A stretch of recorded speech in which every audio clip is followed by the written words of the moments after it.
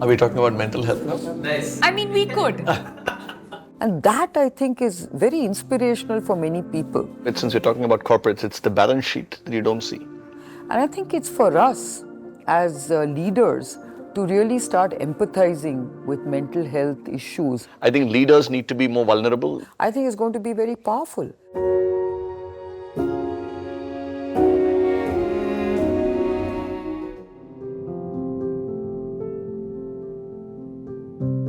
Kiran and Anant, I wanted to start by asking, what does mental health mean to the both of you?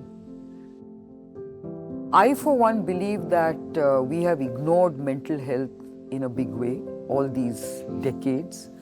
And we know it's there. We know that there's a huge stigma associated with mental illness.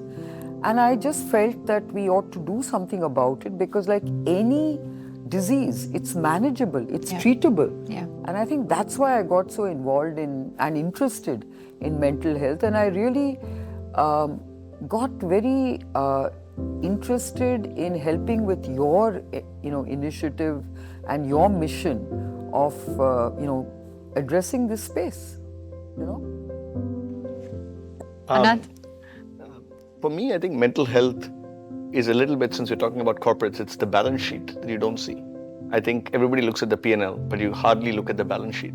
So it's mental health at a personal level is really about well-being. Yeah. But I think at the company and the community level, it's about taking care and making sure you get a return later. But it is important to take care of. And it's hidden, you don't see it every day. A physical ailment is much easier, like Kiran said, to actually take care of.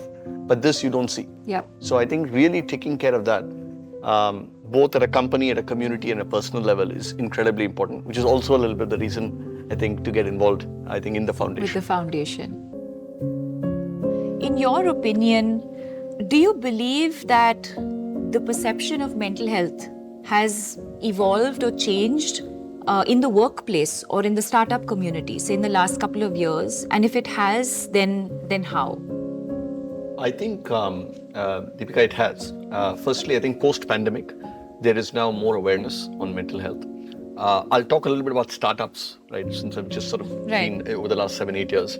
I feel like the pandemic actually caused a little bit of a spurt in issues, I think, right? Isolation, not actually having a community that you can connect with, etc.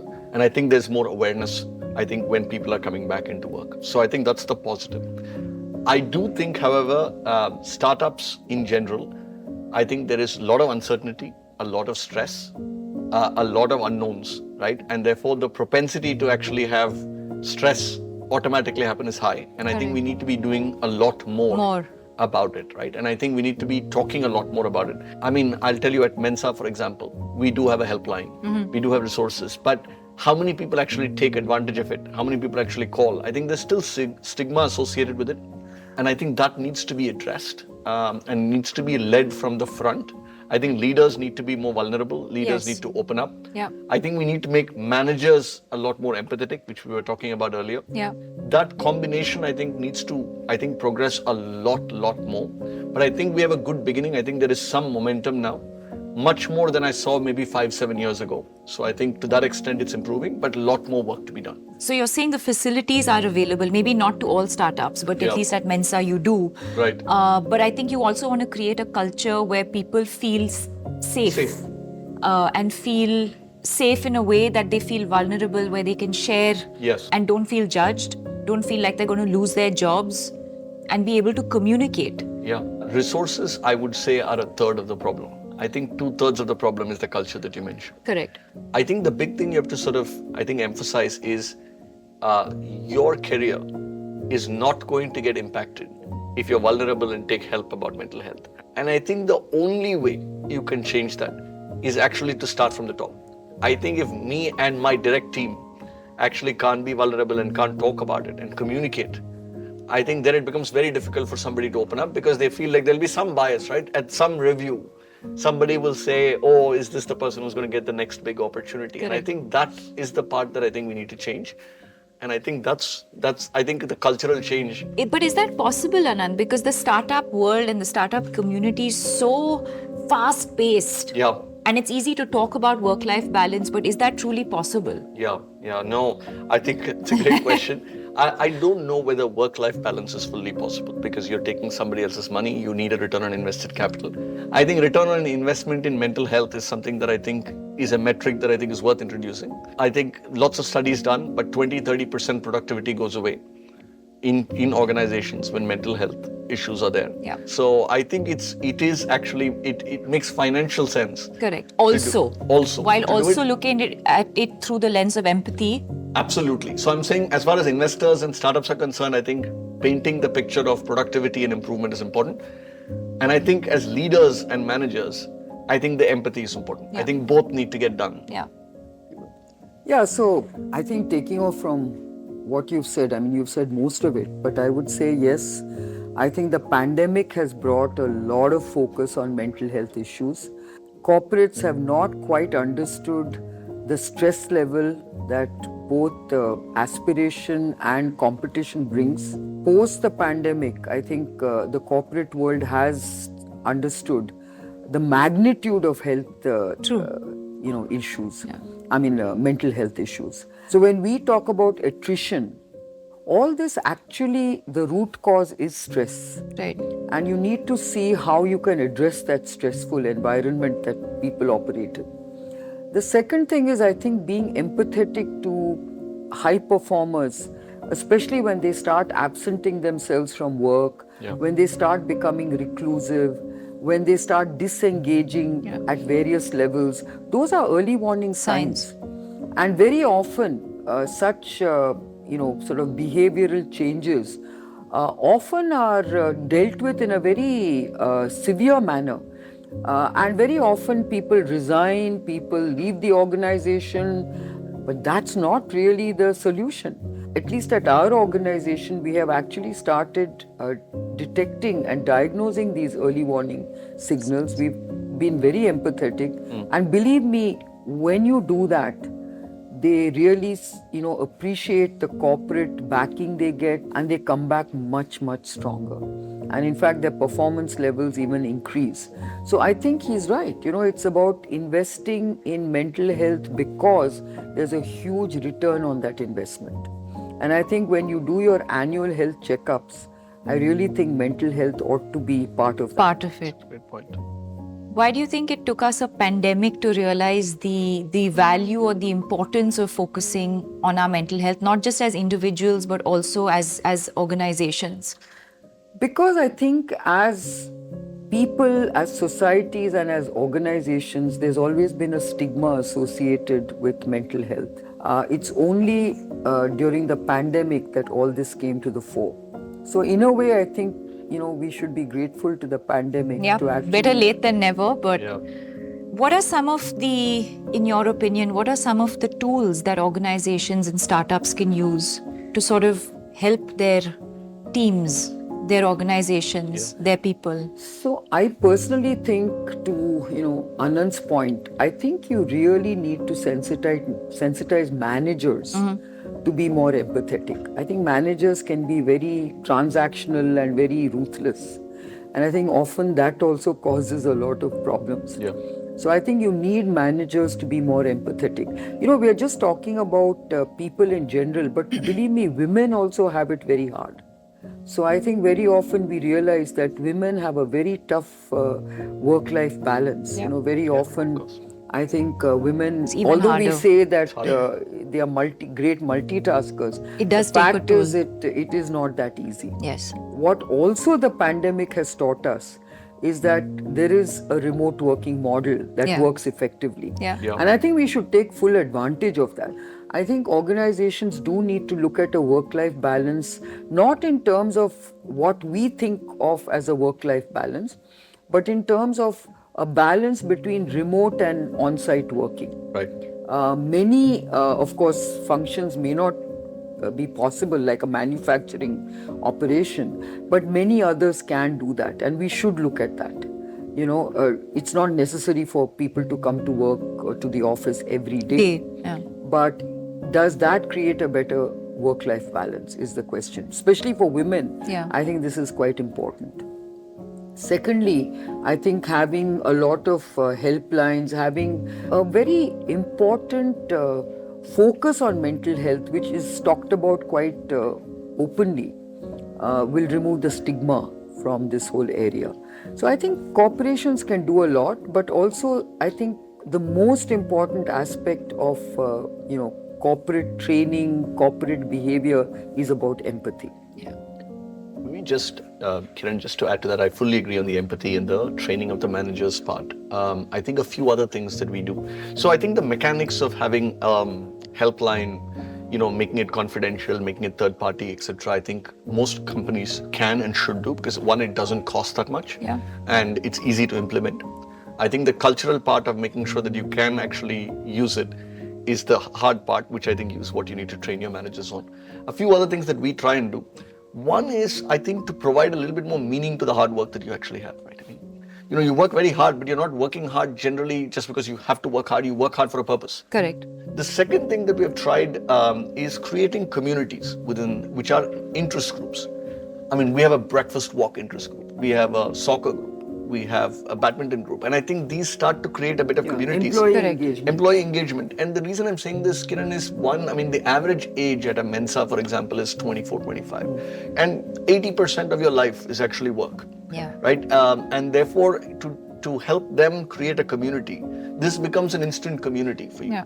So we try a bit of that, and that again, engagement helps. it goes back to our earlier discussion at a personal level, that engagement with family and friends is so important. It's so important. So it's the same concept. You're saying, but it's exactly the same concept, but you're creating that within, because you're moving away from your family and friends, and this is your family away from. Correct. That's right. From your That's right. So I think those are the two maybe additions in addition to managers and empathy. Right? Yeah, and I think what is most important, I feel, Anant and Deepika, is that how do we at a corporate level remove the stigma?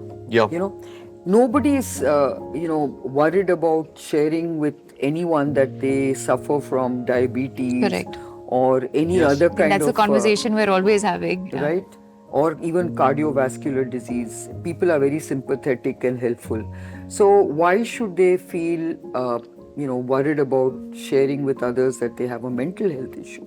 That's what corporate India or corporates in general around the world should do, is to try and remove that, stigma from mental health. It's like the airplanes, right? I'm going to use this analogy where, you have the oxygen mask. You have to first put it on for yourself. And then you put it on for the passengers around you. So I think if the senior leaders don't do it, it's very hard to take stigma away. I think just being involved with Live, Love, Laugh at the Mensa level has made a huge difference, because people actually, by the way, believe that you can come and talk about mental health. Right? Because I think actions count louder than words. So being able to have that conversation and making sure that the first person that has that conversation is actually successful and it's actually beneficial to that person, it has made one big difference. And second is, I think, just the fact that the three of us are having this conversation, I think will help, is my sense. Because at least, you hear people talk about the fact that it's okay. It's okay. And I think, by the way, I'll tell you, I've sort of done the professional consultant, I've been the CEO, and now it's like founder, and it gets lonelier and lonelier, right? And you don't want to talk about the fact that you are vulnerable in any manner, because it's just hard to do so, right? Because you're also pushing people on this, somebody else is pushing you on something, so you don't want to talk about it. I think the minute you get over there and talk about it, I think suddenly gates open up. And I think your directs start to actually talk about the fact that there are issues, and then their directs too. And that's how it spreads in the organization, I think. No, and to your point, Anant, I think it also helps me to actually, sensitize people and socialize the advocacy around mental health in my company. And I know that at Biocon, we often have an opportunity to talk about different aspects of healthcare. And one thing I do talk about is the Live, Love, Laugh experience that I have, especially in rural India. Correct. And there I've often talked to people saying, do you know what? our efforts have yielded in rural India? Do you know that people, and they know how what a huge stigma there is in rural India, much more than in urban India, and how we have basically reintegrated these people into the economic mainstream. Yeah. How individuals who have otherwise been sort of ostracized and isolated from society have come back to society. And that, I think, is very inspirational for many people. And that motivates many people to talk about mental health issues in a much more open way than they would have in the past. So I think things are changing. Yeah. I think the more open we are as leaders, set an example for, for the rest of our teams And and for thank our you organization. for starting this whole conversation, because, without your coming out in the open, I don't think the Live, Love, Laugh Foundation would have started. And I think that was the start of it all for all of us. Absolutely, absolutely. What more do you think organizations and startups can do to better their already existing systems? I would say, I think in most startups, for example, I don't think there is a conversation about mental health at all. You will talk about funding, you will talk about evaluation, you will talk about a growth number, but you never talk about mental health, right? So I think just having awareness, I think, is the first big step. And I think there is more that needs to happen. I think just as startups, I mean, there are organizations today in I think the corporate world, the CIIs of the world, etc., actually do some of this. I think for startups, I think since it's so early, some of that is not there. But I think one big thing is just as an industry, having us talk more about it and being aware of it, I think will help. And I think if you're not aware and don't measure, then nothing happens. So I think that's one big thing I think that can happen. It creates transparency, right? I think the second one is, I think just willing to invest even a little bit. Most times you don't know what the cost is. Monetarily, right? And I think they're small investments, but I think they yield a large return. And I think a lot of times you don't make those small investments, right? It doesn't cost that much to get a help. It doesn't cost that much to create a employee engagement program, Kiran, that we talked about. But just doing that, and therefore, one of the things we have done is we have a terrific person who leads our people function. And I think, in every organization, there are some triggers. We talked about the CEO and the founder being one. I think the people function can be another. And I think if you can have someone enlightened there or actually teach them, then it becomes a fulcrum for a lot of change that happens to the rest of the organization. I think the third, by the way, is actually investors and venture capital investors, right? In particular, as you think about startups, I think talking to them about this and getting them involved is also interesting. How? I think it has to be in a numerical way, Deepika, in my view. I think it has to be a return that I think they see, which we spoke about earlier. I do think there's a return. I just think it's a matter of showing them and measuring, right? And I think having that conversation with them will also start to change the dialogue around it. Just taking off from where you said, first and foremost, you're talking about startups. If you think about corporates, larger companies, I think we keep talking about trying to diagnose attrition, right? And a large part of that attrition actually has to do with certain aspects of mental health issues, which we never recognize. I mean, we don't even want to recognize it. How do we basically ensure that, workplaces are measured by the employee engagement levels? And here, I really think that one of the things we should look at is the tenure that employees have at an organization. I know, for instance, that many investors look at organizations where you have have employees low attrition and long low attrition with long tenures. And I know that they look at such organizations saying that these organizations are stable, sustainable, and long lasting. That's the way they look at it. And all this comes from the fact that you are a close-knit group, you are a caring group, there is empathy. That's why people stay with those organizations. What is that one last message that you would want to share with your community? Empathy. I think we spoke a lot about it. I think if there's one word, I would say empathy and leading from the front. Empathy and leading from the front. Nice. Yeah, I think I couldn't agree with you more. I think it's really about understanding that, investing in mental health care is investing for a much more sustainable business. Yeah. Absolutely. And I think that's the way I would look at it, saying Yeah. that if you ignore it, I don't think you can, be prepared for the future. Anant and Kiran, thank you so much for this conversation. I've definitely taken a lot back from this, and I hope all of our viewers have too. Thank you so much. Thank you, Thank you. Deepika.